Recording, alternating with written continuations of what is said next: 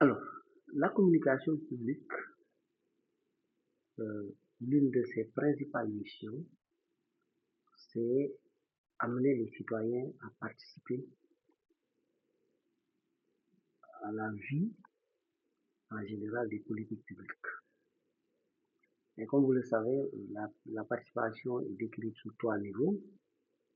Le premier niveau qui est le niveau d'information, l'État qui informe. Vous avez le deuxième niveau où il y a une sorte de construction, de co-construction entre l'État et les citoyens dans un certain niveau. Et le troisième niveau, c'est le niveau où les citoyens parviennent à non seulement participer à la co-création, mais au suivi, c'est-à-dire un peu à l'exécution à côté de l'État des politiques publiques.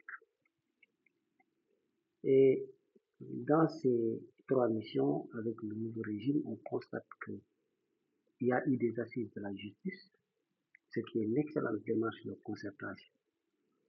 Il y a eu également, en dehors de la justice, il y a eu d'autres assises sur le dialogue. Je pense qu'il y a eu un dialogue sur le système politique, en particulier la question électorale. Et l'ensemble de ces questions participent à ce qu'on appelle la communication publique.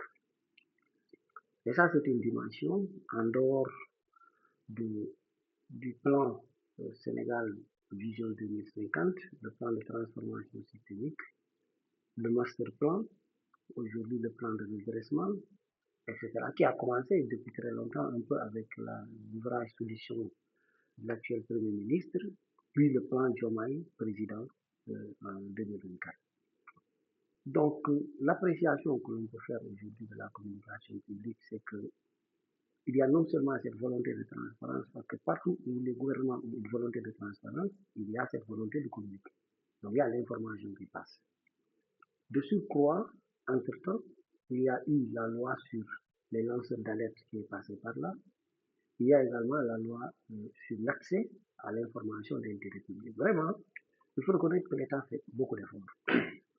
On est allé aussi à un autre niveau de, de compréhension dans cette affaire, c'est qu'aujourd'hui, je l'ai vécu en tout cas dans le passé avec mes étudiants en communication publique.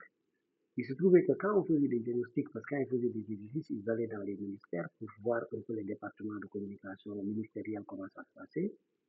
À l'époque, ils trouvaient des gens, des personnels qui n'étaient pas communicants, des personnels en fait qui ne sont pas spécialistes des matières.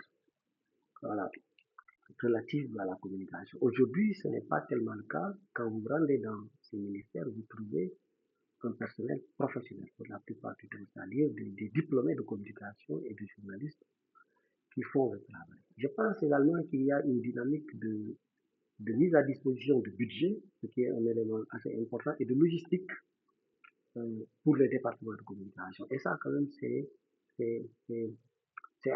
assez conséquent et c'est des changements quand même qu'il faut relever. À mon avis, les objectifs qui ne sont pas encore atteints jusqu'à un certain niveau, c'est surtout lié au travail de ciblage et de segmentation. Parce que quand vous communiquez comme ça, vous avez, surtout en ce qui concerne l'État, qui part du principe que tous les citoyens sont égaux devant la loi et qu'ils ont au même titre le droit à l'information, il y a ce qu'on appelle le public empêché.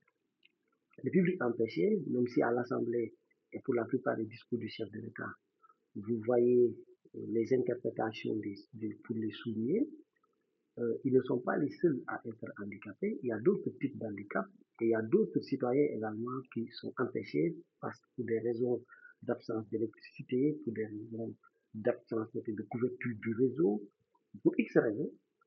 Et, et l'autre aspect qui est lié à l'homme, c'est son niveau d'attention par rapport au message. Aujourd'hui, les hommes reçoivent beaucoup de messages et dans une démarche sélective, ils ne gardent que les messages qui les intéressent.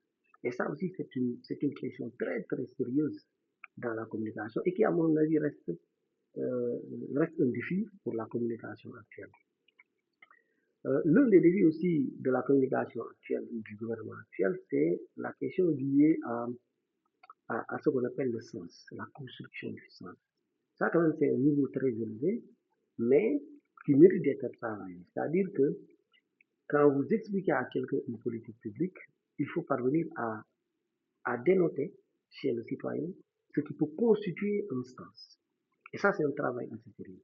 Ça demande au préalable une étude de compréhension des différents citoyens, mais professionnellement, ce n'est pas compliqué, avec des statistiques, avec des méthodes qualitatives pour mieux apprécier les situations, mais à faire un travail très élaboré en amont et en aval. Et de telle sorte que également, quand vous déroulez des stratégies, que vous soyez en mesure après de les évaluer. Voilà donc un peu de manière générale. Le dernier aspect qui reste un défi pour la communication de manière générale, et en particulier ici la communication de l'État, c'est les changements de comportement. Est-ce que aujourd'hui, à partir de ce qui est dit, on peut parvenir à dire que, à affirmer que l'État a communiqué sur un domaine précis jusqu'à ce que les citoyens changent de comportement?